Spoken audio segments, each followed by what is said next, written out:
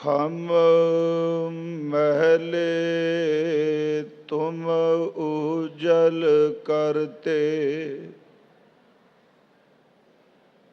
हम निर्गुण तू दाता।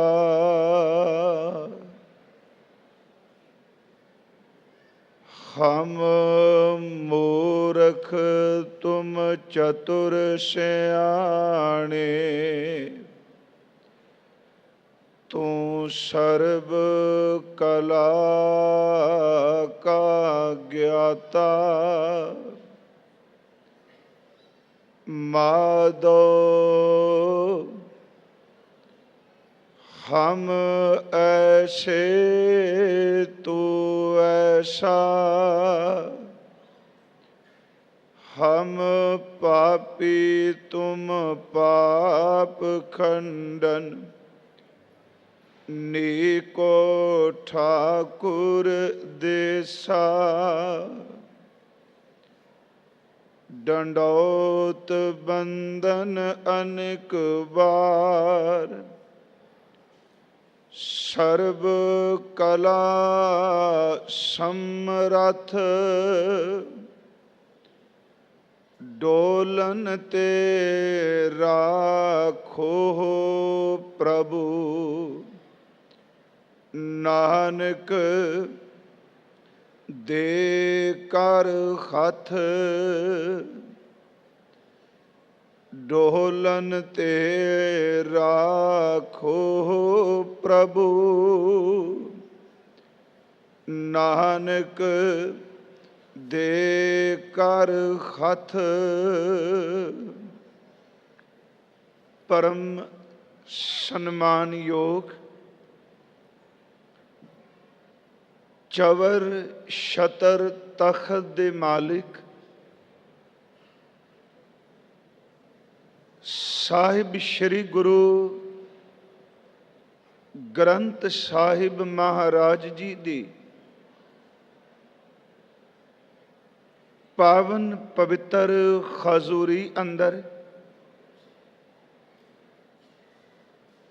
सतगुरु गुरु गोबिंद सिंह साहब सच्चे पातशाह उन्हां दी पावन पवित्र सिमरती याद नूं समर्पित इस तीसरे रोज दे दीवान दी आप जी हाजरी भर रहे हो। सन्मान योग भाई ओंकार सिंह जी हजूर दे अमृत बचनां दा रस भिन्ना कीर्तन सरवण करा रहे सन और कीर्तन दी समाप्ति ते ये बचन गायन कीता। दम दम सदा संभालदा, दम ना बिरथा जाए। कि पार ब्रह्म परमेश्वर दे नाम नू एक एक सवास इंसान संभालदा है ते करनी कमाणी वालियां दा एक दम भी कदी व्यर्थ नहीं जाता। कई बारी मन चाहेगा कि आपां जागदे तां सिमरन करांगे पर सुत्तियां किवें संभालिया जांदा है, सुत्तियां नूं किवें परमात्मा दी याद है। दरअसल इंसान मुकम्मल तौर ते कदी नहीं सौंदा। जिस दिन मुकम्मल तौर ते सोवेगा उस दिन आपां उसनूं मौत कहांगे। असी जागने खां ते साडा हार्ट काम करदा है, दिल काम करदा है ते जिन्ना फिजिकल वर्क कोई ज़्यादा करेगा उन्ना उहदे दिल दी धड़कन ज़्यादा तेज होवेगी। सारा दिन आदमी ने खड्ड भनवी मेहनत की पर कदी साडे दिल ने कहा कि मैं तां अज सारा दिन इन्नी तेज़ रफ्तार नाल वर्क कीता ते अज मैं रात नूं आराम करांगे। साडी बॉडी आराम करेगी कुछ हिस्सा पर दिल नहीं आराम करेगा। दिल सुत्तियां होइयां भी अपना वर्क करी जाएगा। हार्ट वर्क करदा है, साडी किडनी है, ਅਸੀਂ ਸੁੱਤੇ ਹਾਂ ਪਰ ਉਹ ਆਪਣਾ ਕੰਮ ਕਰਕੇ ਖੂਨ ਸਾਫ਼ ਕਰੀ ਜਾ ਰਹੀ ਹੈ। ਸਾਡਾ ਬਲੱਡ ਪ੍ਰੈਸ਼ਰ ਹੈ, ਅਸੀਂ ਸੁੱਤੇ ਹੁੰਨੇ ਹਾਂ ਤੇ ਬਲੱਡ ਪ੍ਰੈਸ਼ਰ ਆਪਣੇ ਆਪ ਕੰਮ ਕਰੀ ਜਾ ਰਿਹਾ ਹੈ। ਅਸੀਂ ਸੁੱਤੇ ਹਾਂ ਤੇ ਸਾਡੇ ਸਵਾਸ ਬਿਨਾਂ ਕਿਸੇ ਦੇ ਚਲਾਇਆ ਸੁੱਤਿਆਂ ਵੀ ਚੱਲਦੇ ਨੇ।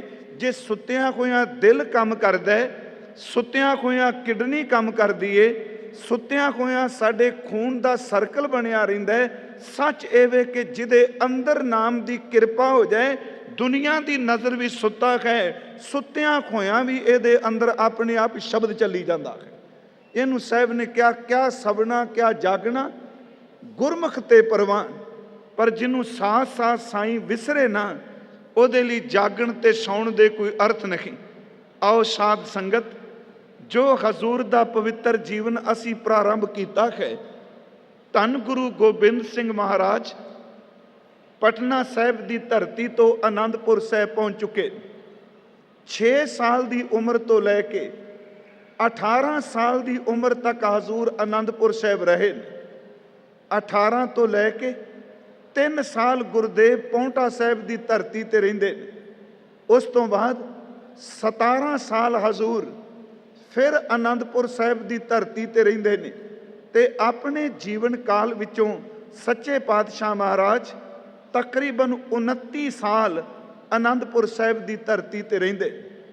ਆਓ ਵਿਚਾਰ ਦੀ ਪ੍ਰਾਰੰਭਤਾ ਤੋਂ ਪਹਿਲਾਂ ਆਪ ਜਿਤਨੇ ਗੁਰੂ ਚਰਨਾਂ ਵਿੱਚ ਹਾਜ਼ਰ ਹੋ, ਕੋਈ ਵੀ ਰਸਨਾ ਗੁਰੂ ਨਾਮ ਤੋਂ ਵਿਰਵੀ ਨਾ ਰਹੇ ਤੇ ਫਤਿਹ ਬੁਲਾਉਂਦਿਆਂ ਕਦੀ ਸੰਕੋਚ ਨਾ ਕਰੋ।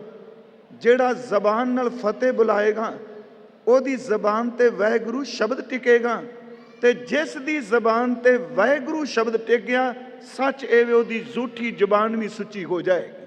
ਤਾਂ ਹੀ ਸਤਿਗੁਰੂ ਦੇ ਬਚਨ ਨੇ ਕਿ ਸੋਚੀ ਭਈ ਰਸਨਾ ਨਾਮ ਕਹਿਤ ਗੋਬਿੰਦ ਕਾ। ਕਰੋ ਕਿਰਪਾ ਔਰ ਉਚਾਰਨ ਕਰੋ ਜੀ, ਵਾਹਿਗੁਰੂ ਜੀ ਕਾ ਖਾਲਸਾ ਵਾਹਿਗੁਰੂ ਜੀ ਕੀ ਫਤਿਹ। ਸਤਿਗੁਰੂ ਗੁਰੂ ਗੋਬਿੰਦ ਸਿੰਘ ਜੀ ਮਹਾਰਾਜ ਪਿਤਾ ਗੁਰਦੇਵ ਦੀ ਸ਼ਹਾਦਤ ਤੋਂ ਬਾਅਦ ਉਹਨਾਂ ਨੇ ਇੱਕ ਨਵਾਂ ਕ੍ਰਾਂਤੀਕਾਰੀ ਇਨਕਲਾਬ ਪੈਦਾ ਕਰ ਦਿੱਤਾ। ਹਜ਼ੂਰ ਨੇ ਫਰਮਾਇਆ ਕਿ ਮੇਰੇ ਕੋਲ ਆਉਣ ਵਾਲਾ ਸੁੰਦਰ ਘੋੜੇ, ਸੁੰਦਰ ਸ਼ਸਤਰ ਤੇ ਸੋਹਣੀਆਂ ਜਵਾਨੀਆਂ ਭੇਟ ਕਰੇ। ਧੰਨ ਗੁਰੂ ਗੋਬਿੰਦ ਸਿੰਘ ਮਹਾਰਾਜ ਜੀ ਨੇ ਰਣਜੀਤ ਨਗਾਰਾ ਵਜਾਇਆ ਤੇ ਜਦੋਂ ਰਣਜੀਤ ਨਗਾਰੇ ਤੇ ਚੋਟ ਪਈ ਤੇ ਸ਼ਿਵਾਲਕ ਦੀਆਂ ਪਹਾੜੀਆਂ ਗੂੰਜ ਉੱਠੀਆਂ। ਯਾਦ ਰੱਖਿਓ, ਇੱਕ ਬੜੀ ਵੱਡੀ ਆਜ਼ਾਦੀ ਦਾ ਪ੍ਰਤੀਕ ਸੀ ਨਗਾਰਾ, ਕਿਉਂਕਿ ਔਰੰਗਜ਼ੇਬ ਦੇ ਆਪਣੇ ਰਾਜ ਵਿੱਚ ਜਦੋਂ ਉਹਦਾ ਪੁੱਤਰ ਕਾਬਲ ਦਾ ਗਵਰਨਰ ਬਣਿਆ ਤੇ ਉਹਨੇ ਇੱਕ ਛੋਟਾ ਜਿਹਾ ਨਗਾਰਾ ਵਜਾਇਆ ਤੇ ਔਰੰਗਜ਼ੇਬ ਨੇ ਗੁੱਸੇ ਵਿੱਚ ਆ ਕੇ ਕਿਹਾ ਸੀ, ਬੇਟਾ ਬਾਪ ਦੇ ਨਗਾਰੇ ਵੱਜਦਿਆਂ ਤੈਨੂੰ ਕੋਈ ਹੱਕ ਨਹੀਂ ਨਗਾਰਾ ਵਜਾਣਾ, ਤੂੰ ਢੋਲ ਤਾਂ ਵਜਾ ਸਕਣਾ ਪਰ ਨਗਾਰਾ ਵਜਾਉਣ ਦਾ ਤੈਨੂੰ ਕੋਈ ਹੱਕ ਨਹੀਂ। ਯਾਦ ਰੱਖਿਓ, ਢੋਲਕੀ ਲੋਕ ਵਜਾਉਂਦੇ ਸਨ, ਨਗਾਰਾ ਬਾਦਸ਼ਾਹਾਂ ਦੇ ਘਰਾਂ 'ਚ ਵੱਜਦਾ ਸੀ। ਧੰਨ ਗੁਰੂ ਗੋਬਿੰਦ ਸਿੰਘ ਮਹਾਰਾਜ ਜੀ ਨੇ ਕਿਰਪਾ ਕੀਤੀ, ਗੁਲਾਮੀ ਦਾ ਬੰਧਨ ਤੋੜ ਦਿੱਤਾ। ਹਜ਼ੂਰ ਨੇ ਰਣਜੀਤ ਨਗਾਰਾ ਵਜਾਇਆ। ਅੱਜ ਵੀ ਤੁਸੀਂ ਦੇਖੋਗੇ ਜਿਸ ਗੁਰਦੁਆਰੇ ਨੂੰ ਤੁਸੀਂ ਗੁਰੂ ਦੀ ਮਰਿਆਦਾ ਅਨੁਸਾਰ ਕਹਿੰਦੇ ਚੱਲਦਾ, ਉਹਦੀਆਂ 5 ਨਿਸ਼ਾਨੀਆਂ ਨੇ। ਸੰਖੇਪ ਜੀ ਮੈਂ ਬੇਨਤੀ ਕਰਾਂਗਾ। ਗੁਰਦੁਆਰਾ ਬਿਲਡਿੰਗ ਦਾ ਨਾਮ ਨਹੀਂ। ਪਹਿਲੀ ਨਿਸ਼ਾਨੀ ਇਹ ਵੇ ਕਿ ਉਸ ਇਮਾਰਤ ਵਿੱਚ ਗੁਰੂ ਗ੍ਰੰਥ ਸਾਹਿਬ ਦਾ ਪ੍ਰਕਾਸ਼ ਹੋਵੇ। ਇਮਾਰਤ ਪੱਥਰ ਦੀ ਵੀ ਹੋ ਸਕਦੀ ਹੈ, ਇਮਾਰਤ ਲੱਕੜ ਦੀ ਵੀ ਹੋ ਸਕਦੀ ਹੈ ਤੇ ਇਮਾਰਤ ਕੱਚੀ ਮਿੱਟੀ ਦੀ ਵੀ ਹੋ ਸਕਦੀ ਹੈ। ਪਹਿਲਾਂ ਉਹਦੇ ਵਿੱਚ ਗੁਰੂ ਗ੍ਰੰਥ ਸਾਹਿਬ ਦਾ ਪ੍ਰਕਾਸ਼ ਹੋਵੇ ਤੇ ਇਕੱਲਾ ਪ੍ਰਕਾਸ਼ ਨਾ, ਉੱਥੇ ਸਵੇਰੇ ਸ਼ਾਮ ਗੁਰਬਾਣੀ ਦਾ ਕੀਰਤਨ, ਕਥਾ ਤੇ ਰੋਜ਼ ਦੀ ਮਰਿਆਦਾ ਨਿਭਦੀ ਹੋਵੇ। ਤੀਸਰਾ, ਉੱਥੇ ਨਿਸ਼ਾਨ ਸਾਹਿਬ ਝੁਲਦਾ ਹੋਵੇ।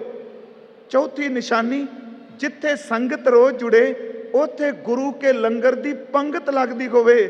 ਤੇ ਪੰਜਵੀਂ ਨਿਸ਼ਾਨੀ ਗੁਰਦੁਆਰੇ ਦੀ, ਸਵੇਰੇ ਸ਼ਾਮ ਉੱਥੇ ਨਗਾਰੇ ਦੀ ਆਵਾਜ਼ ਵੀ ਆਉਂਦੀ ਹੋਵੇ। ਇਹ 5 ਨਿਸ਼ਾਨੀਆਂ।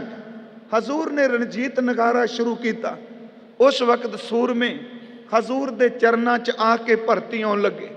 ਮੈਂ ਉੱਥੋਂ ਦੀ ਇੱਕ ਘਟਨਾ ਆਪ ਨਾਲ ਜ਼ਰੂਰ ਸਾਂਝੀ ਕਰਨੀ ਚਾਹੁੰਦਾ, ਕਿਉਂਕਿ ਉਸ ਵਿਦਵਾਨ ਦਾ ਜ਼ਿਕਰ ਕਰਨ ਤੋਂ ਬਿਨਾਂ ਗੁਰੂ ਗੋਬਿੰਦ ਸਿੰਘ ਜੀ ਦੀ ਉਪਮਾ ਕਥਾ ਵਾਲਾ ਕੋਈ ਕਰ ਨਹੀਂ ਸਕੇਗਾ।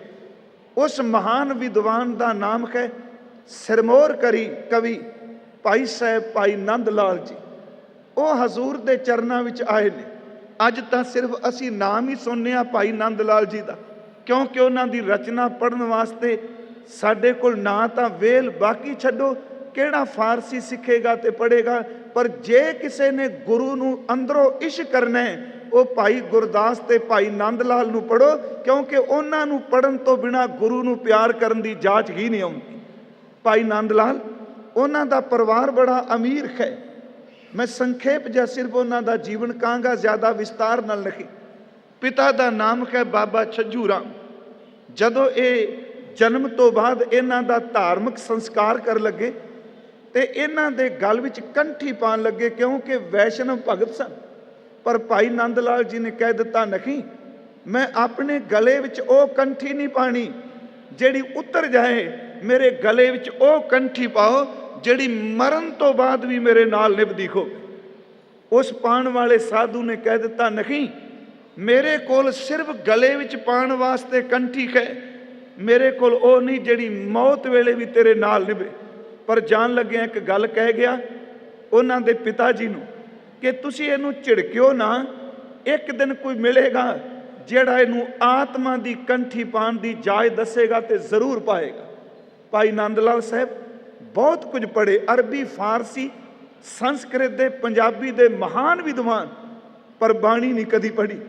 ਉਹਨਾਂ ਦਾ ਵਿਆਹ ਹੋਇਆ ਜਿਸ ਘਰ ਵਿੱਚ ਜਿਹੜੀ ਭਾਗਾਂ ਵਾਲੀ ਬੀਬੀ ਉਹਨਾਂ ਦੇ ਲੜ ਲੱਗੀ, ਉਹ ਸਿੱਖ ਪਰਿਵਾਰ ਵਿੱਚੋਂ ਸੀ। ਉਹ ਅੰਮ੍ਰਿਤ ਵੇਲੇ ਉੱਠ ਕੇ ਹਜ਼ੂਰ ਦੀ ਜਪ ਦੀ ਬਾਣੀ ਦਾ ਪਾਠ ਤੇ ਸੁਖਮਨੀ ਸਾਹਿਬ ਦਾ ਪਾਠ ਜ਼ਬਾਨੀ ਕਰਦੀ ਹੁੰਦੀ ਸੀ। ਜਦੋਂ ਵਿਆਹ ਤੋਂ ਬਾਅਦ ਡੋਲਾ ਘਰ ਆਇਆ, ਉਹਨੇ ਪਹਿਲੀ ਰਾਤ ਆਪਣੇ ਪਤੀ ਨੂੰ ਇੱਕ ਗੱਲ ਕਹੀ, ਕਹਿਣ ਲੱਗੀ, ਮੈਂ ਤੁਹਾਡਾ ਲੜ ਪਕੜਿਆ ਹੈ, ਤੁਸੀਂ ਜੋ ਕਹੋਗੇ ਮੈਂ ਆਗਿਆ ਮੰਨਾਂਗੀ, ਪਰ ਇੱਕ ਗੱਲ ਚੇਤੇ ਰੱਖਿਓ, ਮੈਂ ਆਪਣੀ ਆਤਮਾ ਦੇ ਉਧਾਰ ਲਈ ਆਪਣੇ ਮੁਰਸ਼ਦ, ਆਪਣੇ ਗੁਰੂ ਦਾ ਲੜ ਪਕੜਿਆ ਹੈ।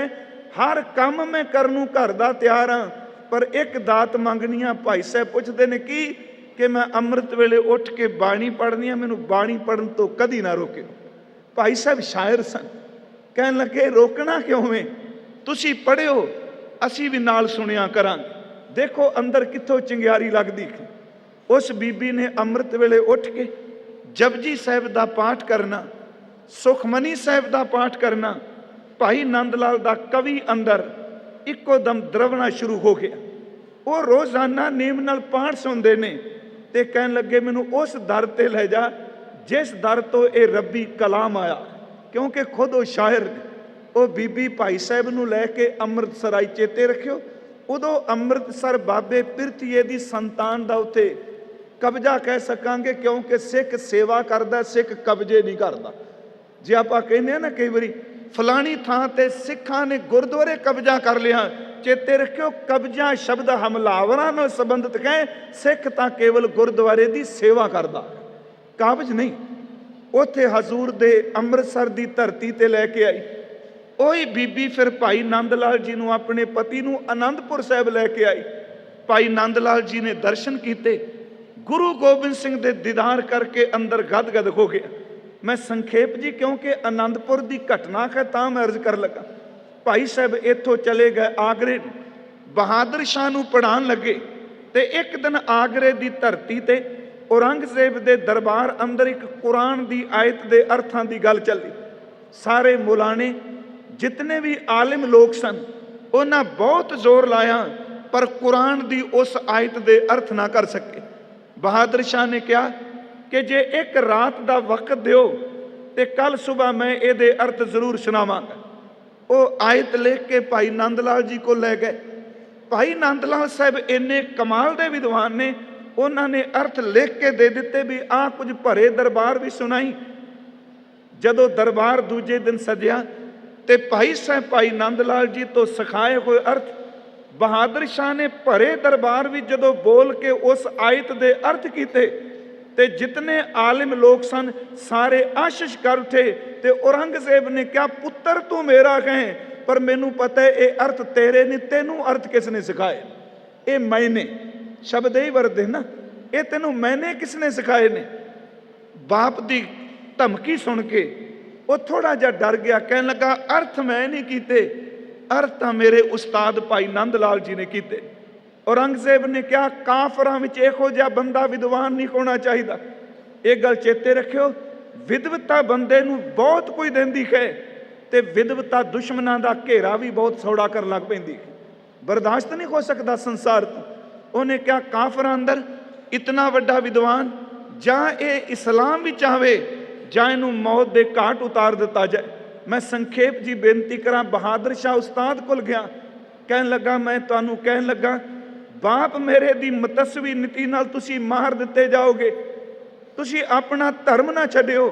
ਤੁਹਾਡੇ ਕੋਲ ਵਕਤ ਹੈ ਕਿ ਕੱਲ ਤੱਕ ਤੁਸੀਂ ਆਗਰੇ ਦੀ ਧਰਤੀ ਨੂੰ ਛੱਡ ਦਿਓ।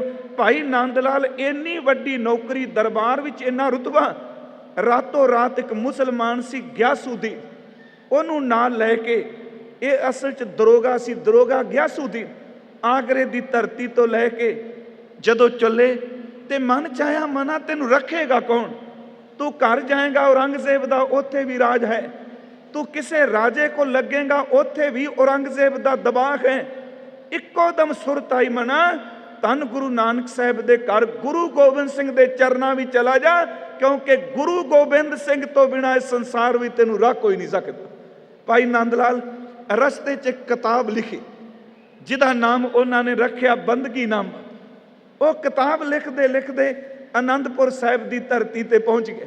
ਮੈਂ ਸਿਰਫ ਸੰਖੇਪ ਕਰ ਬੇਨਤੀ ਕਰਨੀ, ਉਸ ਵਕਤ ਆਨੰਦਪੁਰ ਮਾਹੌਲ ਕੀ ਹੈ, ਕੀ ਗੁਰੂ ਗੋਬਿੰਦ ਸਿੰਘ ਕਿਰਪਾ ਵਰਤਾਉਂਦੇ ਪਏ ਨੇ। ਇੱਕ ਪਾਸੇ ਸ਼ਸਤਰ ਤਿਆਰ ਹੁੰਦੇ ਪਏ ਨੇ, ਦੂਜੇ ਪਾਸੇ ਕਵੀ ਕਵਿਤਾਵਾਂ ਪੈ ਰਚਦੇ ਨੇ, ਤੇ ਤੀਸਰਾ ਗੁਰੂ ਗੋਬਿੰਦ ਸਿੰਘ ਸਾਰੇ ਘਰ ਘਰ ਦੇ ਲੰਗਰ ਖਤਮ ਕਰਕੇ ਇੱਕ ਥਾਂ ਤੇ ਲੰਗਰ ਬਣਾਉਂਦੇ ਪਏ ਨੇ ਕਿ ਸਾਰੀਆਂ ਸੰਗਤਾਂ, ਖੱਤਰੀ, ਬ੍ਰਾਹਮਣ, ਸ਼ੂਦ, ਵੈਸ਼, ਹਰ ਇੱਕ ਬੰਦਾ ਇੱਕੋ ਪੰਗਤ ਵਿੱਚ ਬੈਠ ਕੇ ਲੰਗਰ ਛਕੇ, ਕਿਉਂਕਿ ਬੜੀ ਵੱਡੀ ਕ੍ਰਾਂਤੀ ਸੀ ਪਹਾੜੀਆਂ ਵਿੱਚ।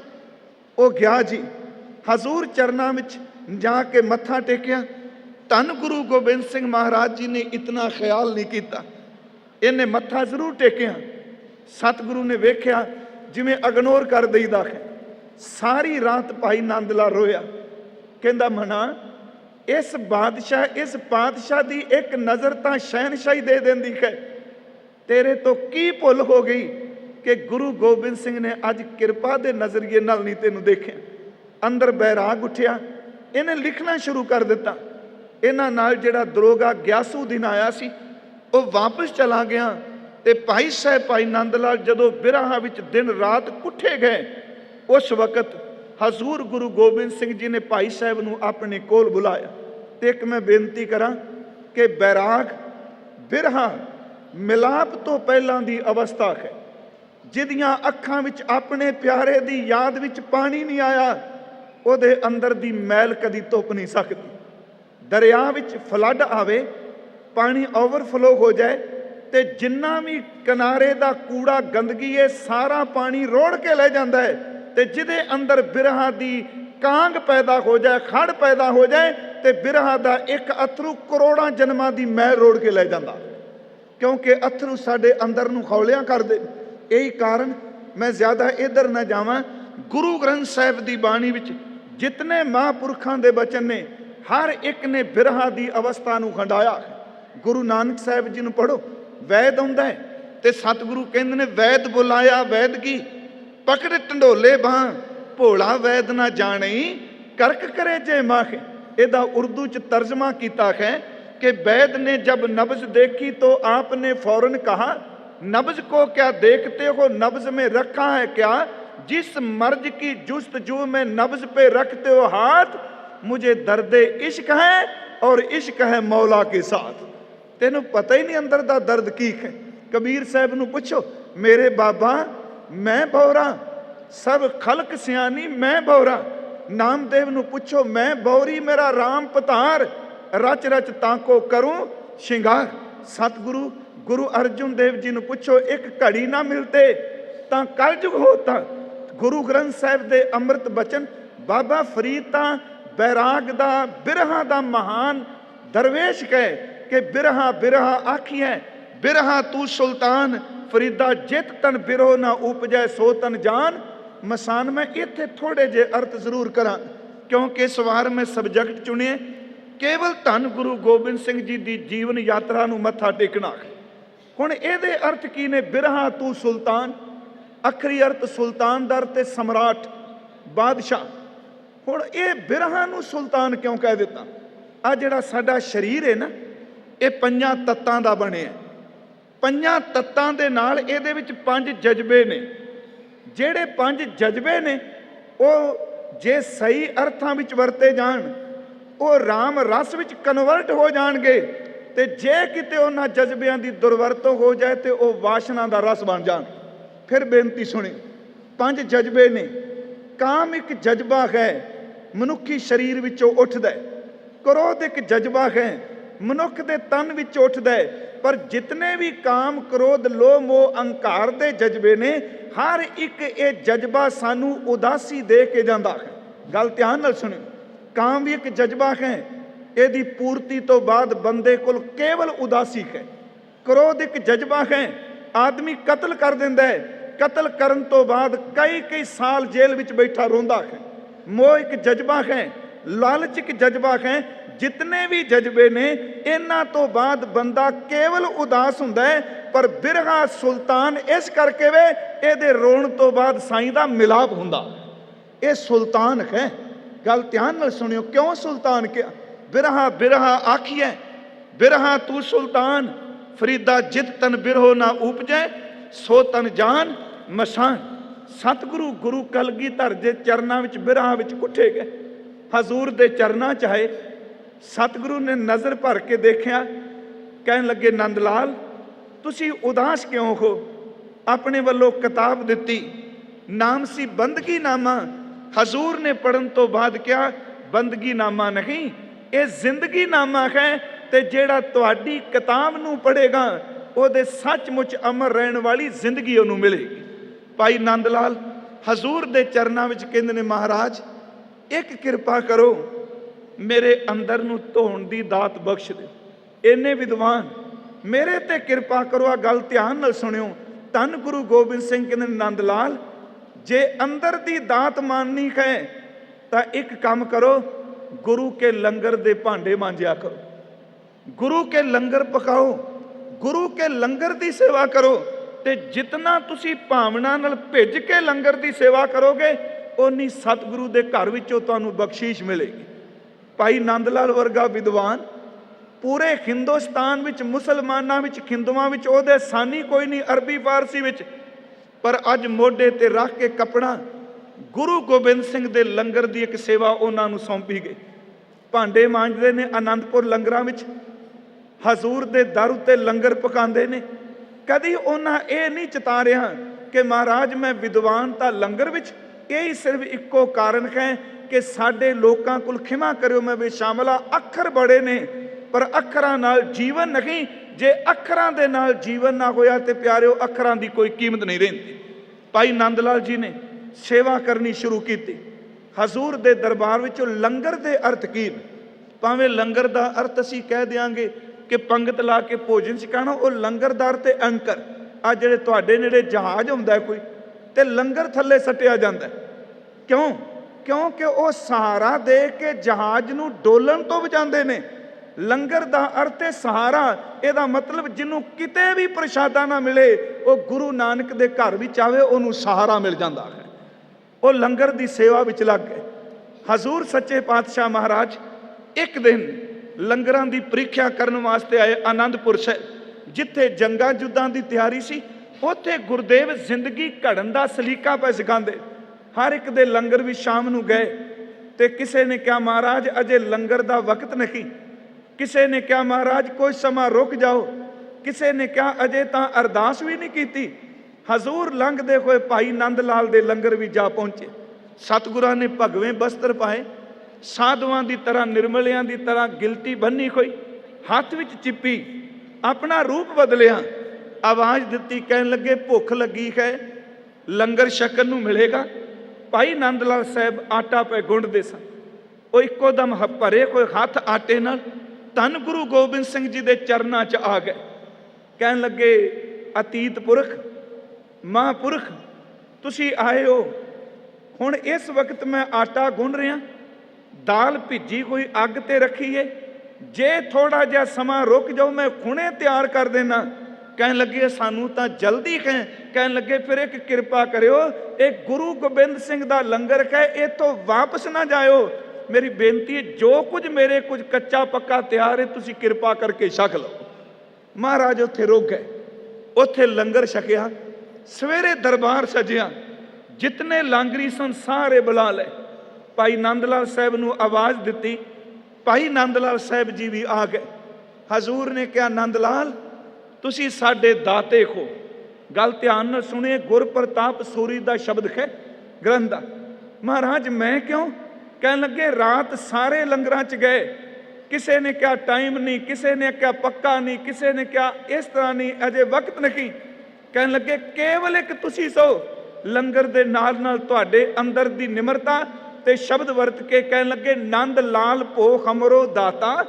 ਨੰਦ ਲਾਲ ਸਾਡਾ ਦਾਤਾ ਹੈ। ਭਗਤਨ ਭਾਵ ਜਿਹਦਾ ਅੰਦਰ ਰੱਬ ਦੇ ਭਗਤਾਂ ਨੂੰ ਪਿਆਰ ਕਰਨ ਵਿੱਚ ਭਿੱਜਾ ਹੈ। ਨੰਦ ਲਾਲ ਭੋ ਹਮਰੋ ਦਾਤਾ, ਭਗਤਨ ਭਾਵ ਸੰਤਨ ਮਨ ਰਾਤਾ। ਕਹਿਣ ਲੱਗੇ ਸ਼ੁੱਧਤ ਨਾ ਦੇਖ ਸਕੈ ਚਿਤ ਭਾਰੋ। ਕਿਸੇ ਭੁੱਖੇ ਨੂੰ ਨੰਦ ਲਾਲ ਤੂੰ ਦੇਖ ਨਹੀਂ ਸਕਦਾ। ਦੇਗ ਕਰਨ ਮੈਂ ਜੋਏ ਮਮ ਪਿਆਰੋ। ਸਾਰਿਆਂ ਤੋਂ ਉੱਤਮ ਲੰਗਰ ਦੀ ਸੇਵਾ ਤੇਰੀ ਹੈ। ਜੋ ਤੂੰ ਮੰਗੇਗਾ ਤੇਰੀ ਝੋਲੀ ਵਿੱਚ ਅੱਜ ਮੈਂ ਪਾ ਦਿਆਂਗਾ। ਨੰਦ ਲਾਲ ਸਾਹਿਬ ਭਾਈ ਸਾਹਿਬ ਬੈਰਾਗ ਵਿੱਚ ਆ ਕੇ ਬਹੁਤ ਰੋਏ। ਸਵਾਦ ਦੇ ਵਿੱਚ ਗੁਰਮੁਖੋ ਖਿਮਾ ਕਰਿਓ, ਸਾਡੇ ਇੱਕ ਦਿਨ ਦੀ ਸੇਵਾ ਨਹੀਂ ਹੁੰਦੀ ਤੇ ਮੰਗਣ ਦੀ ਲਿਸਟ ਮੇਰਾ ਖਿਆਲ ਹੈ ਅਸੀਂ ਸੈਂਕੜੇ ਸ਼ਬਦਾਂ ਨਾਲ ਬਣਾ ਲੈਂਦੇ। ਸੇਵਾ ਥੋੜੀ ਮੰਗਣ ਬਹੁਤਾ। ਗੁਰੂ ਸੇਵਾ ਤੋਂ ਖੁਸ਼ ਹੋ ਕੇ ਆਵਾਜ਼ ਮਾਰ ਕੇ ਕਹਿ ਸਿੱਖਾਂ ਮੈਂ ਕੁਝ ਦੇਣ ਲੱਗਾ, ਤੂੰ ਝੋਲੀ ਅੱਡ ਕੇ ਮੰਗ।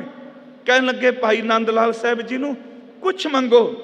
ਚਰਨ ਪਕੜ ਲੈ ਤੇ ਸਾਡਾ ਇਤਿਹਾਸ ਕਹਿੰਦਾ ਹੈ, ਕਲਮ ਲੈ ਕੇ ਕਹਿਣ ਲੱਗੇ ਮੁਲਤਾਨ ਦੀ ਸੰਗਤ ਨੂੰ ਲਿਖ ਦਿਓ ਕਿ ਸਾਰੀ ਸੰਗਤ ਦਸਵੰਧ ਦੀ ਮਾਇਆ ਨੰਦ ਲਾਲ ਜੀ ਦੇ ਪਰਿਵਾਰ ਨੂੰ ਦੇ।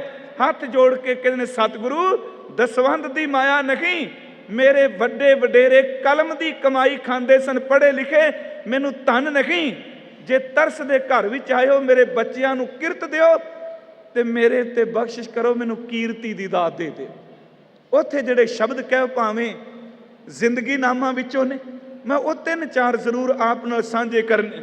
ਕਹਿੰਦੇ ਨੇ ਧੰਨ ਗੁਰੂ ਗੋਬਿੰਦ ਸਿੰਘ ਜੀ ਇੱਕ ਕਿਰਪਾ ਕਰੋ, ਤੁਸੀਂ ਰਾਤ ਆਏ, ਮੈਂ ਅਤਿਥੀ ਜਾਣ ਕੇ ਲੰਗਰ ਛਕਾਇਆ, ਤੁਸੀਂ ਇੰਨਾ ਕੁ ਤਰਸ ਕਰੋ ਕਿਸੇ ਰੂਪ ਵਿੱਚ ਵੀ ਆਓ ਤੇ ਮੇਰੀ ਅੱਖ ਤੁਹਾਨੂੰ ਪਹਿਚਾਨ ਲੈ। ਸ਼ਾਇਦ ਇਹੀ ਕਾਰਨ ਗਜ਼ਲਾਂ ਵਿੱਚ ਭਾਈ ਸਾਹਿਬ ਨੇ ਲਿਖਿਆ ਕਿ ਗਾਹੇ ਸੂਫੀ ਗਾਹੇ ਜ਼ਾਹਿਦ ਗਾਹੇ ਕਲੰਦਰ ਮੇਸ਼ਵਦ ਰੰਗ ਹੈ ਮੁਖਤਲਿਫ ਦਾਰਦ ਬੁੱਤੇ ਅਯਾਰਮਾ। ਮੁਖਤਲਿਫ ਦਾ ਅਰਥ ਆਪਾਂ ਸਮਝਨੇ ਆ ਵੱਖ-ਵੱਖ। ਕਹਿੰਦੇ ਨੇ ਜੇ ਸੂਫੀ ਬਣ ਕੇ ਆ ਜਾਓ, ਜੇ ਸ਼ਰਈ ਬਣ ਕੇ ਆ ਜਾਓ, ਜੇ ਮਸਤਾਨੇ ਫਕੀਰ ਬਣ ਕੇ ਆ ਜਾਓ, ਮੇਰੇ ਮਾਲਕ ਮੇਰੇ ਛਲੀਏ ਸੱਜਣ ਤੇਰੀਆਂ ਮੂਰਤਾਂ ਵੱਖ-ਵੱਖ ਨੇ, ਚੋਲੇ ਬਦਲ ਕੇ ਆਉਣਾ ਪਰ ਮੈਂ ਤਾਂ ਚੋਲਿਆਂ ਦੇ ਵਿੱਚ ਵਾਲੇ ਨੂੰ ਪਹਿਚਾਨਣ ਲੱਗ ਪਿਆ। ਉੱਥੇ ਮੰਗਿਆ ਕੀ? ਕਹਿਣ ਲੱਗੇ ਸਤਿਗੁਰੂ ਇੱਕ ਕਿਰਪਾ ਕਰੋ ਮੇਰੇ ਤੇ, ਆ ਮੈਨੂੰ 2 ਅੱਖਾਂ ਦਿੱਤੀਆਂ ਜੇ, ਹੁਣ ਜਦੋਂ ਤੁਸੀਂ ਸਾਹਮਣੇ ਹੁੰਦੇ ਹੋ ਅੱਖਾਂ ਖੋਲਣਾ ਤੇ ਤੁਹਾਡੇ ਦੀਦਾਰ ਹੁੰਦੇ ਨੇ, ਇੰਨੀ ਕਿਰਪਾ ਮੇਰੇ ਤੇ ਕਰ ਦਿਓ, ਮੇਰੀਆਂ ਅੱਖਾਂ ਵਿੱਚ ਆਪਣਾ ਆਸਣ ਬਣਾ ਲਓ, ਮੈਂ ਜਿੱਧਰ ਵੀ ਦੇਖਾਂ ਗੁਰੂ ਗੋਬਿੰਦ ਸਿੰਘ ਹੀ ਨਜ਼ਰ ਆਵੇ। ਇਹਨੂੰ ਜੇ ਕੇਵਲ ਸ਼ਾਇਰਾਨਾ ਖਿਆਲ ਨਾ ਸਮਝਣਾ। ਆ ਮਾਰੂ ਡੱਖਣੇ ਵਿੱਚ ਇੱਕ ਬਚਨ ਹੈ, ਧੰਨ ਗੁਰੂ ਅਰਜੁਨ ਦੇਵ ਫਰਮਾਉਂਦੇ ਨੇ ਕਿ ਵਾਹਿਗੁਰੂ ਜੀ ਜਦੋਂ ਕੋਈ ਪਿਆਰਾ ਘਰ ਵਿੱਚ ਆਏ ਲੋਕ ਬਿਸਤਰੇ ਵਿਛਾਣ ਨੂੰ ਦਿੰਦੇ ਨੇ, ਮੈਂ ਤਾਂ ਆਪਣੇ ਸਰੀਰ ਦਾ ਮੰਜਾ ਬਣਾ ਦਿੱਤਾ ਹੈ ਤੇ ਆਪਣੀਆਂ ਅੱਖਾਂ ਦਾ ਬਿਸਤਰਾ ਬਣਾਇਆ। ਇੱਕ ਵਾਰੀ ਮੇਰੇ ਅੱਖਾਂ ਦੇ ਬਿਸਤਰੇ ਤੇ ਆ ਕੇ ਬੈਠੋ ਤਾਂ ਸਹੀ। ਮੂੰਹ ਥਿਆਊ ਸੇਜ, ਮੈਂ ਆਪਣੇ ਆਪ ਨੂੰ ਸੇਜਾ ਬਣਾ ਦੇ। ਨੈਣਾ ਪਿਰੀ ਵਿਛਾਵਣਾ, ਆਪਣੀਆਂ ਅੱਖਾਂ ਦੀ ਵਿਛਾਈ ਕਰਦਿਆਂ ਜੇ ਦੇਖਿਆ ਇੱਕ ਵਾਰ ਸੁਖ ਕਿਮਾਹੂ ਬਾਹਰੇ। ਕਹਿਣ ਲੱਗੇ ਸਤਿਗੁਰੂ ਮੇਰੀਆਂ ਅੱਖਾਂ ਵਿੱਚ ਆਪ ਜੀ ਦਾ ਨਿਵਾਸ ਹੋ ਜਾਏ। ਦੂਸਰਾ ਕਹਿਣ ਲੱਗੇ ਕਈ ਜਨਮਾਂ ਦਾ ਅੰਦਰ ਸੁੱਕਿਆ ਹੈ, ਅੱਜ ਕਿਰਪਾ ਕਰੋ ਗੁਰੂ ਗੋਬਿੰਦ ਸਿੰਘ ਸੁੱਕੇ ਅੰਦਰ ਵਿੱਚ ਮਾਰੂ ਥਲ ਵਿੱਚ ਹਰਿਆਵਲ ਪੈਦਾ ਕਰ ਦਿਓ। ਤੀਸਰੀ ਕਿਰਪਾ ਕਰੋ ਵਿਛੋੜੇ ਨੂੰ ਮਿਲਾਪ ਵਿੱਚ ਬਦਲ ਦਿਓ। ਚੌਥੀ ਕਿਰਪਾ ਕਰੋ ਅੰਦਰ ਦੇ ਖਜ਼ਾਨੇ ਦਾ ਕਿਣਕਾ ਮਾਤਰ ਦੇ ਦਿਓ। ਪੰਜਵੀਂ ਕਿਰਪਾ ਕਰੋ ਹੁਣ ਜ਼ਬਾਨ ਇੱਕ ਥੋੜੀ ਪੈ ਗਈ, ਜਪ ਜਪ ਕੇ ਜਿਤਨੇ ਰੋਮ ਨੇ ਰੋਮ ਰੋਮ ਵਿੱਚ ਜ਼ਬਾਨ ਲਾ ਦਿਓ, ਮੈਂ ਸਾਰੀ ਜ਼ਿੰਦਗੀ ਤੇਰੇ ਹੀ ਗੀਤ ਗਾਉਂਦਾ ਰਹਾਂ। ਵੈਸੇ ਫਾਰਸੀ ਦੇ ਸ਼ਬਦ ਨੇ, कि दीदा अमरा लज़ते दीदार बख्श। अर्थ मैं कर दिते, मेरे दीदियां नू अपने दीदार दी दात दे दे। दीदा अमरा लज़ते दीदार बख्श, सीना अमरा मक्स ने इसरार बख्श। ई दिले बरियाने मारा शौक दे, दर गलूयम बंदगी रा तौक दे। खिजर मारा आरज़ुए वसल बख्श, ई खजाने चश्म मारा फजल बख्श।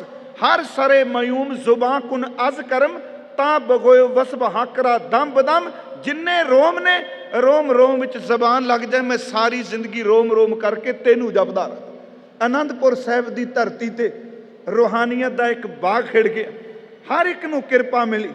इथों हजूर मैं बेनती करा 3 साल लई नाहन रियासत भी जाते, इसका जिक्र करना बहुत जरूरी है, क्योंकि जे पौंटा साहिब का जिक्र नहीं करांगे तो नितनेम की बाणी के उचारण की थां नहीं पता लगनी। हजूर आनंदपुर साहिब की धरती तो नाहन गए ने। नाहन के राजे का नाम सी मेदनी प्रकाश, ते ये नाल झगड़ा सी फतेह शाह गढ़वालीए का। हजूर सच्चे पातशाह नूं उन्हें अपनी रियासत विच बुलाया। एक श्रद्धालु सी ते दूजी ओहदे मन विच ये सी गुरु गोबिंद सिंह आउणगे ते फतेह शाह की ताकत नहीं कि मेरे इलाके ते कब्जा कर सके। हजूर 10वीं दी बाणी च बचन लिखते हैं कि देश चाल हम ते पुन भई, शहर पामटे की सुध लई। वैसे पामटे का अर्थ है पैर टिकाण जिन्नी थां, जिथे पैर टिकाया जाए। हजूर कहते वक्त आया कि असी पौंटा साहिब की धरती, जिहड़ा शब्द सुध आया है ना, मेरे मन च कई बारी आउंदा है, इहदा मतलब कि पौंटा साहिब नाम का शहर सी। सुध का अर्थ हुंदा खबर लैनी, उहदी संभाल करनी। देश चाल खम ते पुन भई, शहर पामटे की सुध लई। कलंदरी तट करे बिलासा, अनक भांत के पेक तमाशा। तै के सिंह घने चुन मारे, रोज रीश बो भांत बिदारे। महाराज कहते फतेह शाह कौपा तब राजा, लो पड़ा हमसे बिन काजा। यह घटनाक्रम 1684 तो लैके 1687 का है। 3 साल में जिन्ने को हजूर के जीवन विचों मिलिया समा, 3 साल हजूर पौंटा साहिब की धरती ते रहे। हुण असी जदों पौंटा साहिब दे हो सकदा आप जी ने दीदार कीते होने ने कईयां। पौंटा साहिब बिल्कुल यमुना का किनारा है, तो तुसीं हैरान होवोगे। गुरु की अजमत अगे सीस झुकाइए। पौंटा साहिब ते यमुना नेड़ेों निकलदी, पिछों भी शूकदी आउंदी है, अगे भी रौला पांदी जांदी है। पर जदों धन गुरु गोबिंद सिंह जी के कवि दरबार के कोलों छूंदी है, उदों तड़फदी कोई जमुना भी शांत हो जाती है। मैं शब्द जमुना वरतां, ये यमुना है। गंगा का संबंध पटने नाल ते गोदावरी का संबंध हजूर साहिब दे नाल। मेरा गुरु तो दरियावां दे किनारे बख्शां करदा रहा। हुण यमुना के किनारे हजूर बैठे। 1-2 घटनावां मैं कहनियां ने, ते खास करके हजूर की इस जंग का जिक्र जरूर करना है, जिन्हों आपां भंगाणी का युद्ध कहने। एक पासे गुरु गोबिंद सिंह कोल 2000 सिखां की फौज, ते दूजे पासे 10,000 पहाड़ियां की फौज। गुरु गोबिंद सिंह दे भूआ दे पुत जूझ के शहीद होए, पीर बुद्धू शाह दे पुत्र जूझ के शहीद होए। धन गुरु गोबिंद सिंह महाराज जी की जित प्राप्त हुई। ओहदा जिक्र मैं करना है पौंटा साहिब तो। हुण पौंटा साहिब की धरती है, कितनी रमणीक थां है। राजा मेदनी प्रकाश ने कहा महाराज आप विश्राम करो। सतगुरु ने इस धरती ते गुरमुखो जाप साहिब की बाणी उचारण की है, अकाल उस्तत की बाणी उचारण की है। पौंटा साहिब की धरती ते गुरुदेव ने जदों असी आ सवैये पढ़ने खां, ये सारी बाणी उचारण की है। एक जिक्र भाई मनी सिंह होना ने किया है कि पौंटा साहिब की धरती ते 6 घंटिया धन गुरु गोबिंद सिंह महाराज 16,000 वारी तू ही की एक उच्ची पुकार लाई सी। ओहदा जिक्र आम विद्वान करते हजूर के बारे एक कहा जाता है, क्योंकि भाई मनी सिंह हर वक्त गुरुदेव के नाल रहिंदे सन। समा साडे कोल थोड़ा है, अजे मैं गुरु गोबिंद सिंह जी की रचना बारे कुछ बेनती करनी चाहता, क्योंकि अज जिहड़ा साडा माहौल चलदा पिया तुसीं चंगी तरह जाणू हो। जिस बाणी नूं पढ़ के, जाप नूं पढ़ के साडे तड़पदियां दे मूँह विच गुरु ने अमृत की दात पाई, कितनी बदकिस्मती हो गई कि किरपान पाण वाला सिख जाप साहिब का नितनेम छड्ड गया। थोड़ी जी गल ध्यान नाल सुनियो। हजूर ने उत्थे बैठे ने, भाई मनी सिंह होनी अपनी कलम नाल कानीबद्ध कर रहे ने बाणी। साडा इतिहास कहता है हजूर किसे अगम्मी रस भी चले गए। यमुना का किनारा सी, रमणीक चार चवेरे खरियावल, ते सतगुरु बोलन लगे जमी तुही, जमा तुही, मकी तुही, मका तुही, अपू तुही, अपै तुही, अछू तुही, अछय तुही, जतस तुही, ब्रतस तुही, गतस तुही, मतस तुही। ते हजूर ने तकरीबन 6 घंटिया में 16,000 वार तूही दी उच्ची सारी सुर विच आवाज़ दिती। ਇਹਦਾ कारण की है? गुरमुखो एक गल चेते रखियो, तुम, आप, तुम्हारा, ये शब्द साडे जुड़े ने, अजे रिश्ता पूरा नहीं बनया। याद रखियो जिन्नी देर तक असी दूरी ते हाँ ते असी शब्द वरतने आप जी, असी शब्द वरतने तुसी जी। ते जदों हर तरह का पर्दा खत्म हो जाए तो उदों शब्दावली जन्म लैंदी है तू, क्योंकि तू क्या ही उन्होंने जाता जिन्हों अंदरों मुहब्बत की जाए। याद रखो बाणी विच जदों परम अवस्था विच कोई पहुँचता है, मैं मिट दिए, उत्थे तू का जन्म हुंदा। सतगुरु ने कहा जब खम होते तब तू ना ही, अब तू ही मैं ना ही। कबीर तू करता तू हुआ, मुझ में रहा न हूँ, जब आपा मर पर का मिट गया, जत देखूं तत तू।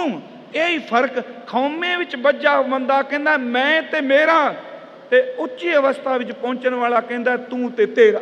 मेरा तो कुछ है ही नहीं। उत्थे हजूर ने 6 घंटे 16,000 वार तू दा नाद अलापिया। साडे इतिहास ने लिखिया कि सिर्फ इशारे मात्र 16 वारी रहन दिता गया तू ही। अज भी तुसी जदों शब्द पढ़ोगे तू ही ਉਹਦੇ ਵਿੱਚ 16 ਵਾਰ ਆਏਗਾ। ਇੱਥੇ ਹਜ਼ੂਰ ਨੇ ਜਾਪ ਸਾਹਿਬ ਦੀ ਬਾਣੀ ਉਚਾਰਨ ਕੀਤੀ। ਆਪ ਰੋਜ਼ ਪਾਠ ਕਰਦੇ ਹੋ। ਜਾਪ ਸਾਹਿਬ ਦੇ 22 ਛੰਦ ਨੇ, 199 ਬੰਦ ਨੇ। ਸਤਿਗੁਰੂ ਨੇ 10 ਤਰ੍ਹਾਂ ਦੇ ਛੰਦਾਂ ਦੀ ਵਰਤੋਂ ਕੀਤੀ ਪੌਂਟਾ ਸਾਹਿਬ ਜਾਪ ਸਾਹਿਬ ਦੀ ਧਰਤੀ ਤੇ।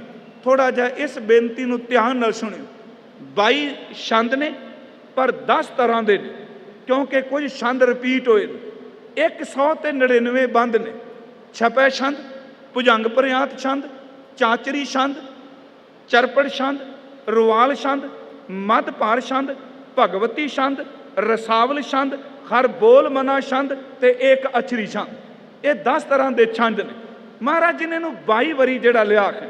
हुण जिहड़ी जाप साहिब की बाणी है, एक बेनती करा कि गुरु नानक साहिब तो पहला शब्दां की लड़ाई थले भी लोगों का कतल किया जाता सी। बाणी चो मैं अर्ज करा, भगत नामदेव जी के 2 शब्द ने। भगत नामदेव जी उत्ते उन्हां दी गर्दन ते नंगी तलवार रखी है ते आवाज़ दे के हाकम कहंदा नामदेव तू राम दी थां ते अल्लाह बोल, राम की जगह अल्लाह बोल। वो कहंदा नहीं मैं मरते जाऊंगा पर बोलांगा राम की। ਇਹਦਾ मतलब लफ्ज़ां दी लड़ाई है। भाई साहब ने तां ही कहा कि राम रहीम कहाएं दे एक नाम दो राह भुलाने, सच किनारे खै रह गया खै मरदे बामण बोलाने। असी भाषा पिछे कतल हुंदे देखे। बादशाह कहंदा तू अल्लाह बोल, वो कहंदा नहीं मैं राम बोलांगा। मां कहंदी है क्यों इन्नी मार खाना पिया, राम ते अल्लाह विच कोई अंतर है? राम ते खुदा विच कोई अंतर है? बोल खुदा।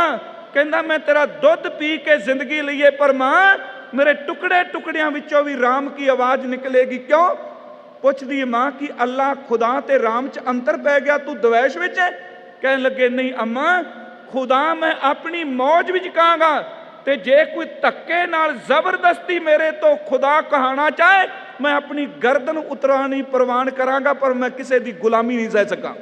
वो शब्द असी पढ़ने सुल्तान पूछे सुन बे नामा, देखो राम तुम्हारे कामा, नामा सुल्तान ने बादला देखूं तेरा हर बीठला, बिस्मिल गऊ देव जुआए, नातर गर्दन मार उठाए, बादशाह ऐसी क्यों होए, बिस्मिल किया ना जीवा कोई, मेरा किया ना मेरे करनाल कुछ नहीं बनेगा, केवल रब जे मेर करे।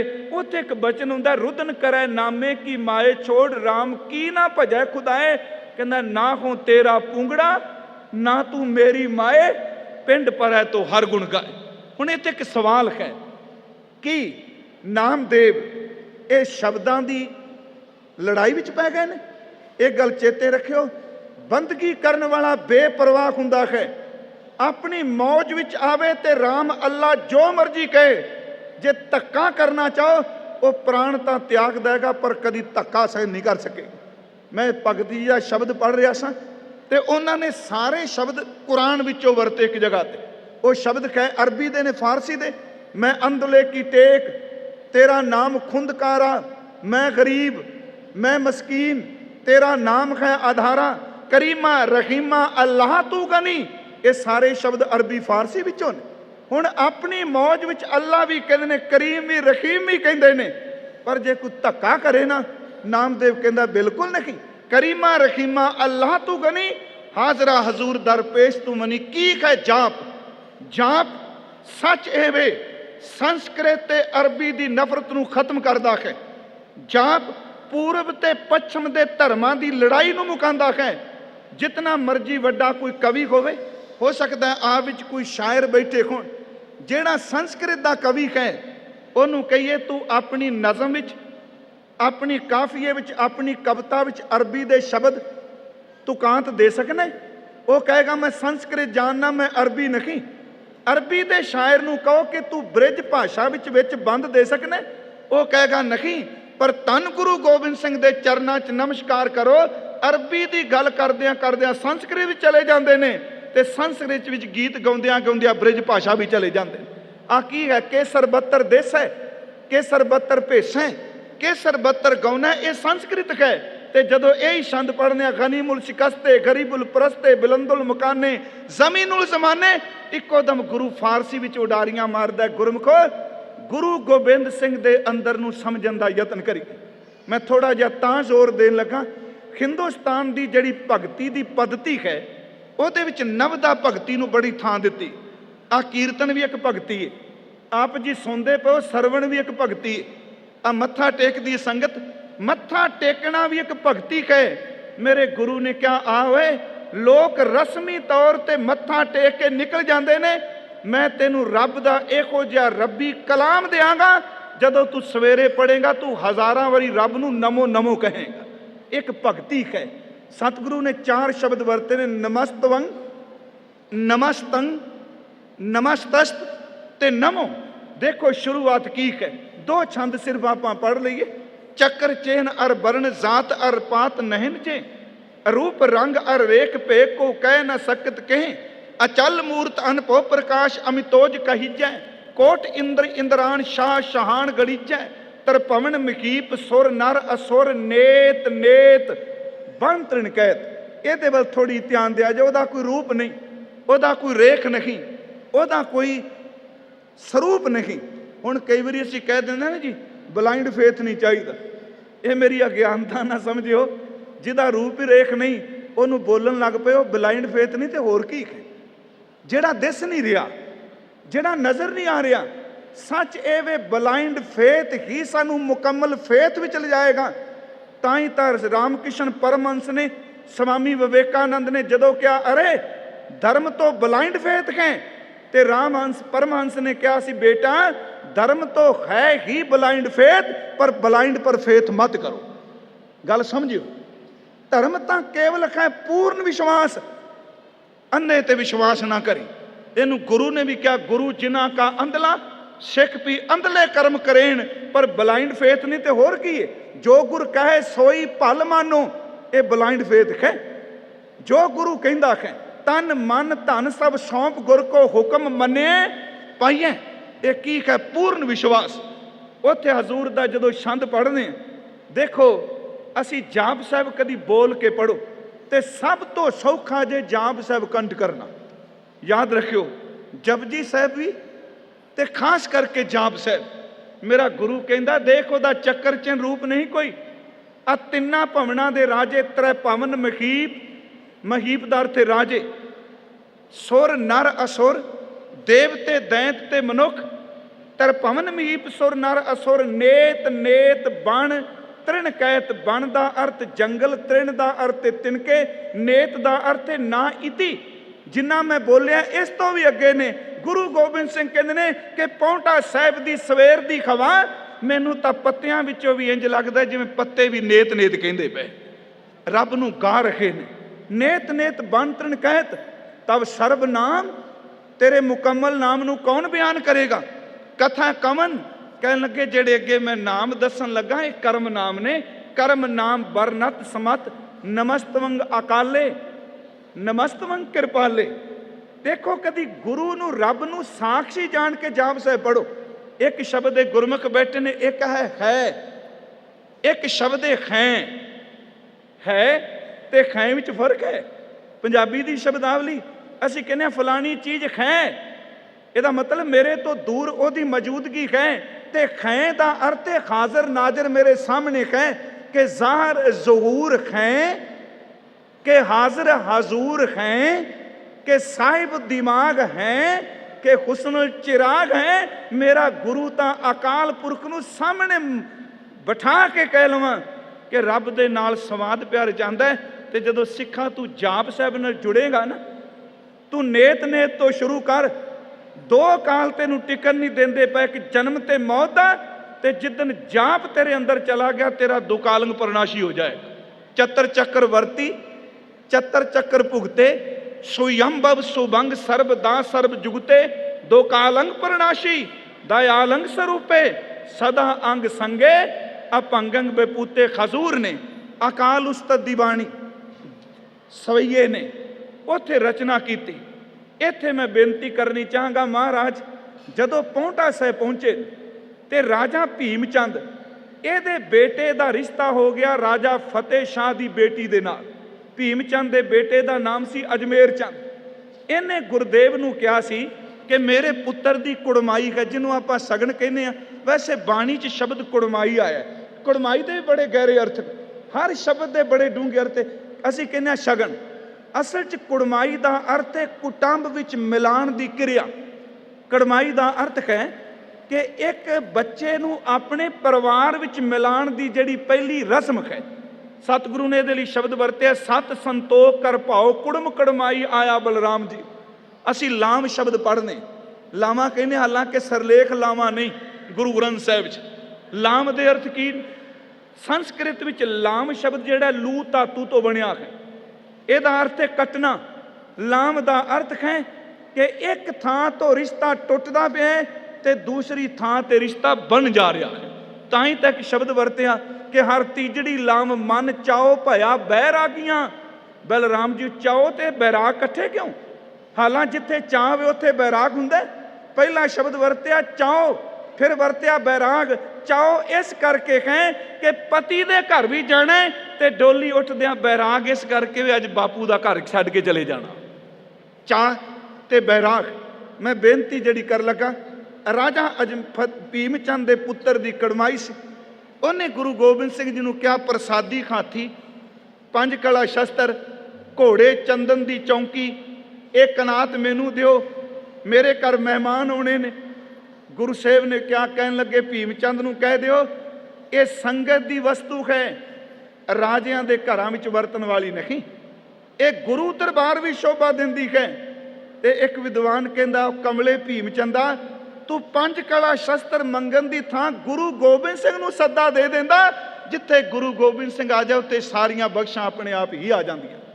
जदों हजूर ने इनकार किया, इन्हें कहा मैं देख लांगा। हजूर पौंटा साहिब रोक गए। तुसीं देखियो जिहड़ा यमुना का घाट है ना, गढ़वाल नूं जाण लई पौंटा साहिब के घाट तो लंघना पैना सी। भीम चंद बड़ा मच्छरिया, मच्छरिया शब्द बड़ा पंजाबी का अपना पुराना है, चांबलिया इउं कह ली। उन्हें अपने राजियां नूं कहा, देखो असी पौंटा साहिब दे विचों निकलना बरात लैके ते इक्को दम हमला करांगे, सारे पौंटा साहिब नूं उजाड़ दियांगा। गुरु गोबिंद सिंह नूं खार दा मूँह देखना पएगा। सतगुरु नूं पता लग गया। कहन लगे भीम चंद नूं कह दिओ इधरों पुत्र की बरात लैके निकले। सवाल ही नहीं पैदा हुंदा एक बंदा मैं घाट तो निकलन दिया। याद रखियो ये बरात उस रस्ते तो नहीं सी निकली। फिर फतेह चंद ने अपनी बेटी के विआह ते सद्दा गुरुदेव नूं दिता सी। महाराज जी ने तंबोल भेजिया, ਲੱਖਾਂ रुपया का तबोल भेजिया बेटी नूं प्यार देने दे लई। फिर उन्हां कहा, महाराज धी मेरी दे विआह का दिन निकलना है, जे बरात ना बक्सर पहुंची। महाराज ने कहा भीम चंद नूं नहीं निकलन देंगे, जेड़े पहाड़ी खंकारी ने वह नहीं निकलन देंगे। हाँ मंत्री ते कुछ बंदे लाड़े दे नाल अजमेर चंद नाल निकल सकते। अजमेर चंद महाराज जी नूं पौंटा साहिब दरबार च आया।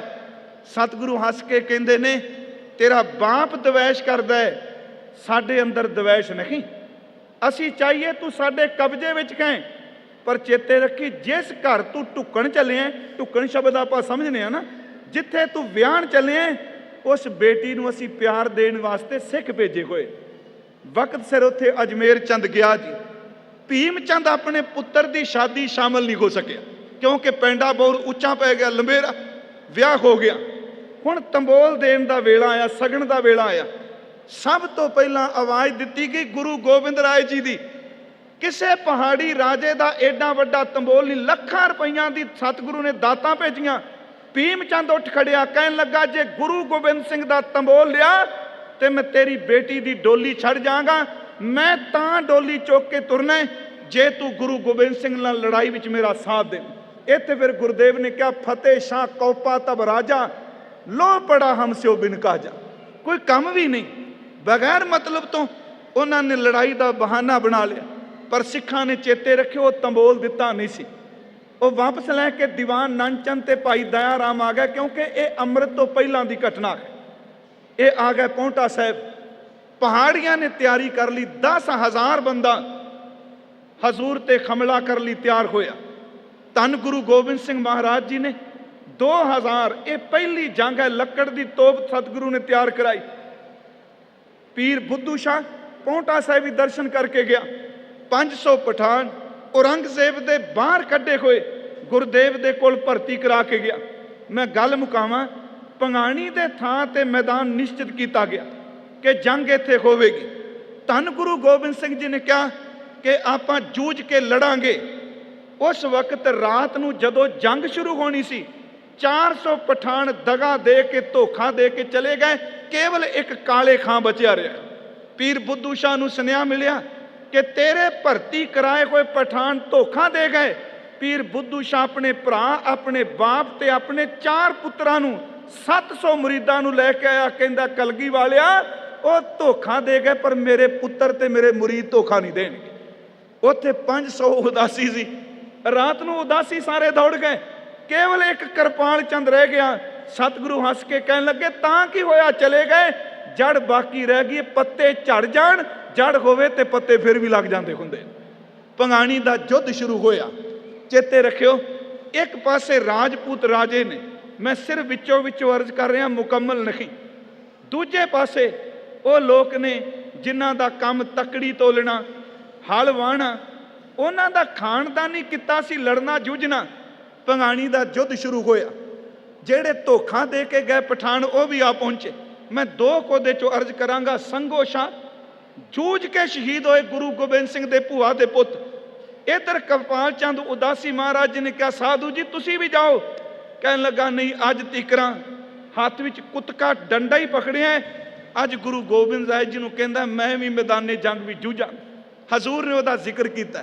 हयात खां आया, जेड़े पठान धोखा देगा पहाड़ियां नाल मिल गए।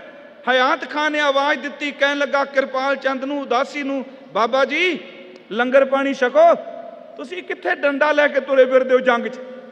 वो कहन लगे चेते रखी, संभल के आई, तेरा मुकाबला एक साधु नाल है। कहन लगा बाबा जी कड़ा प्रसाद छको। बाबा कृपाल चंद ने पुकार के ललकार के कहा तू कई पुश्तां तो तेरा परिवार जंगजू है, मैं गुरु नानक दे घर विच नाम जपण वाला, डंडा मैं सहारा रखना, जे तू मां दा दुध पीता है ते साधु दे मुकाबले ते आ। उत्थे कहंदे ने हयात खां अड्डी लाई इहने घोड़े नूं। कृपाल उदासी भी घोड़े ते चढ़ गए। इहने तलवार दा वार कीता, उन्होंने अपने उस कुतके ते अपने डंडे ते रोक लिया ते कृपाल उदासी जी ने पूरे जोर नाल डंडा दोवां हत्थां 'च पकड़िया, घोड़े दियां रकाबां उत्ते खड़े हो गए। मेरा ख्याल रकाब बंदा अजकल ते घोड़े का इन्ना पता ही नहीं, कड़ियाला की काठी की जीन की। वो जिदन विआह हुंदा उदन भी किराए की घोड़ी आउंदी, वो भी पकड़ के रहिंदा किते लाड़ा लैके भज ना जाए। असलीयत ये वे घोड़ शस्त्र विद्या कित्थे गई, डर रहिंदा। मैं सच्ची गल लुधियाने देखिया, घोड़ी भीड़ तो अकी वो लाड़ा लैके दौड़ गई। वो बेचारा तरले लै मैनूं थल्ले तारो।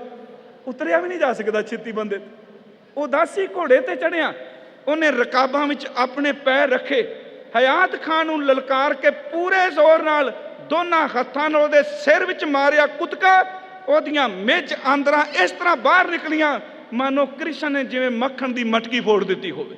सतगुरु ने क्या करपाल कोपियं कुत को संभारी, हटी खान हयात के शीश चारी, उठी चिच इच्छंग कड़ा में जोरंग, मानो माखनंग मटकी कान फोरंग, मानो कृष्ण ने जिवें मक्खण दी मटकी फोड़ दी हो।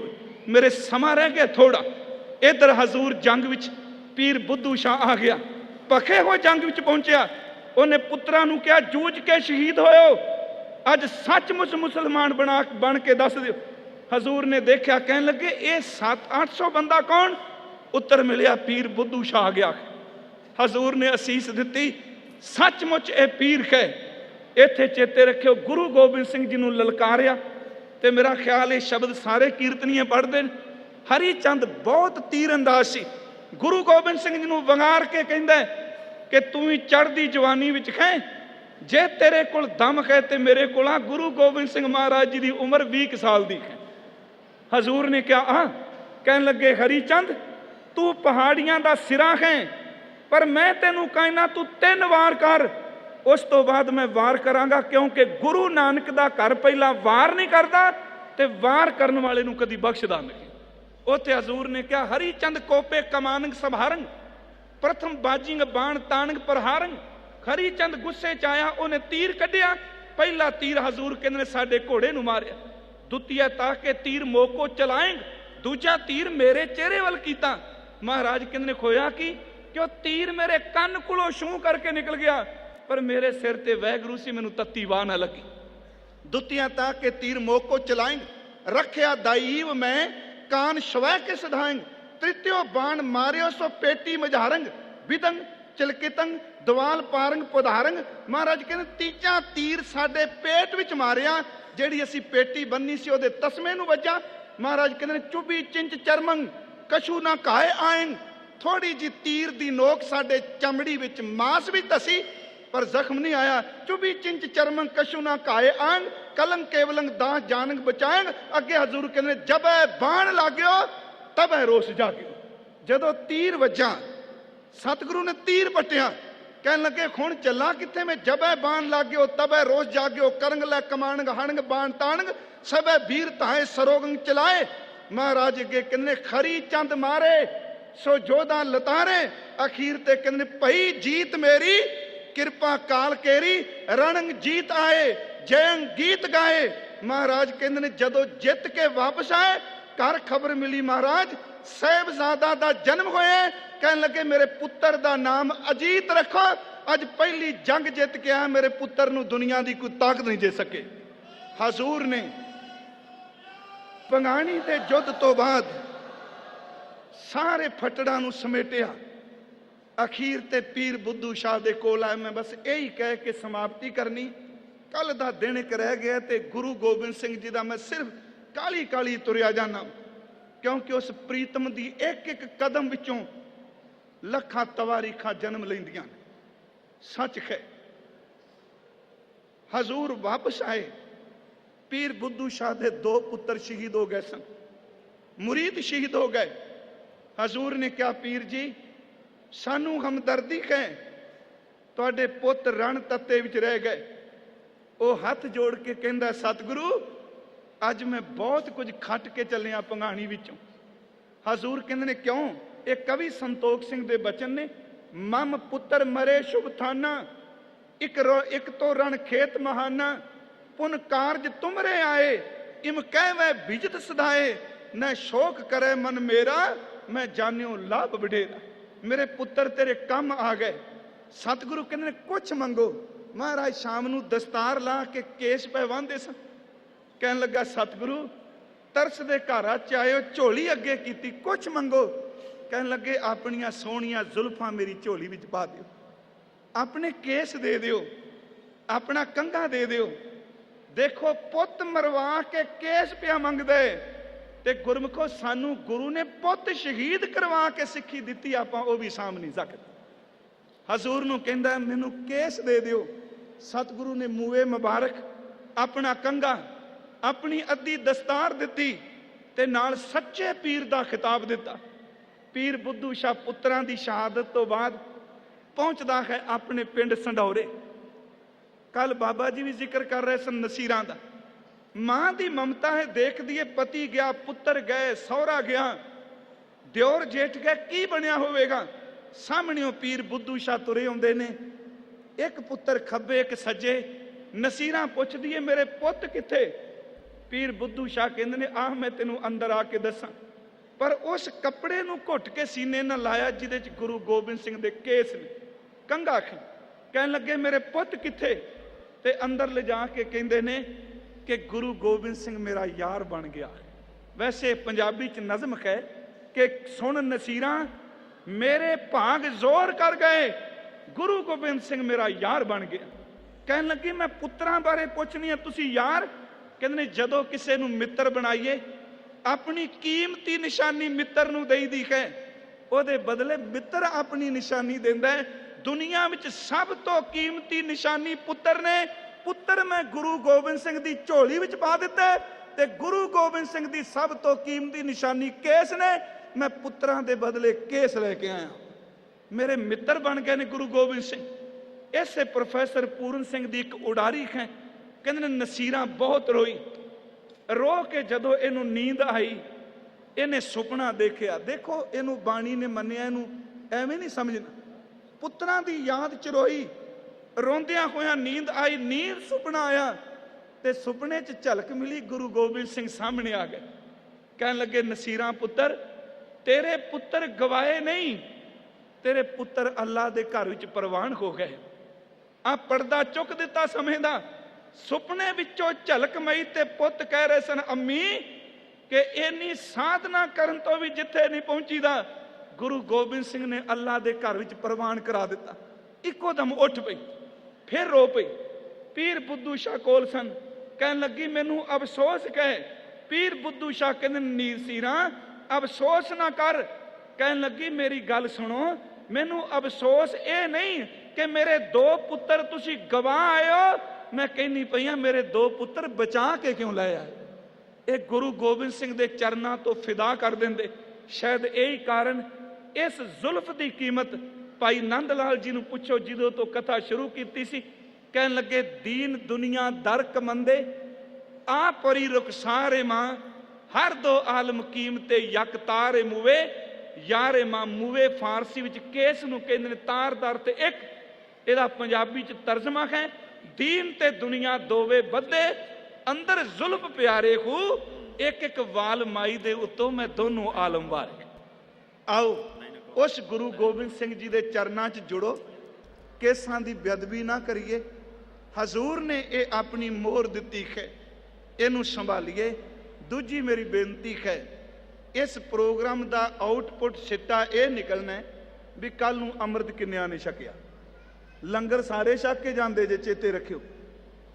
किसी नूं कहना भी नहीं पैना, लंघदे सारे छक जाने। अमृत बारे सारे ढोल मारने पे भी भाई सिखो अमृत की दात लो। तो तुहाडे चरनां च बेनती है, असी भी चलो देश तो आए हैं तो सिर्फ इको मकसद है, गुरु गोबिंद सिंह कहंदे ने मेरा पुत बन जा, मैं तेरे विचों अजीत ते जुझार देखना। आओ कि असी अजीत ते जुझार बननूं तैयार नहीं। जिन्हां ने अमृत की दात नहीं लई, अमृत छक के गुरुदेव के चरनां नाल जुड़ो। शाम के दीवान विच आपां अमृत संचार, 6 पो तो 13 पो की तवारीख, वो इतिहास जिहड़ा एक एक पत्रा खून नाल भिजा है, ये कल आपां वाचांगे। वाहिगुरू जी का खालसा, वाहिगुरू जी की फतेह। वाहिगुरू जी का खालसा, वाहिगुरू जी की फतेह। साध संगत जी, भाई साहब जी पंथ के महान विद्वान ਗਿਆਨੀ ਪਿੰਦਰਪਾਲ ਸਿੰਘ ਜੀ, ਜਿਨ੍ਹਾਂ ਤੋਂ ਬੜੇ ਹੀ ਖੋਜ ਭਰਪੂਰ ਆਪਾਂ ਲੈਕਚਰ ਸੁਣਿਆ ਹੈ। ਆਪ ਜੀ ਲੜੀਵਾਰ ਧੰਨ ਧੰਨ ਸਾਹਿਬ ਸ੍ਰੀ ਗੁਰੂ ਗੋਬਿੰਦ ਸਿੰਘ ਜੀ ਦੀ ਜੀਵਨੀ ਤੇ ਇਹ ਕੱਲ੍ਹ ਦੇ ਦੀਵਾਨ ਵਿੱਚ ਬਾਕੀ ਦਾ ਹਿੱਸਾ ਧੰਨ ਧੰਨ ਸ੍ਰੀ ਗੁਰੂ ਗੋਬਿੰਦ ਸਿੰਘ ਜੀ ਦੀ ਜੀਵਨੀ ਪਟਨਾ ਸਾਹਿਬ ਤੋਂ ਨੰਦੇੜ ਤੱਕ ਆਪ ਜੀ ਬਾਕੀ ਦਾ ਹਿੱਸਾ ਕੱਲ੍ਹ ਦੇ ਦੀਵਾਨ ਵਿੱਚ ਗਿਆਨੀ ਹੋਣਾ ਤੋਂ ਆਪ ਜੀ ਸਰਵਣ ਕਰੋਗੇ। ਇਸ ਵਕਤ ਭਾਈ ਸਾਹਿਬ ਜੀ ਭਾਈ ਸਤਵਿੰਦਰ ਸਿੰਘ ਜੀ ਅਤੇ ਹਰਵਿੰਦਰ ਸਿੰਘ ਜੀ ਆਪ ਜੀ ਨੂੰ 9 ਵਜੇ ਤੱਕ ਕੀਰਤਨ ਦੁਆਰਾ ਸਰਵਣ ਕਰਾ ਕੇ ਨਿਹਾਲ ਕਰਨਗੇ।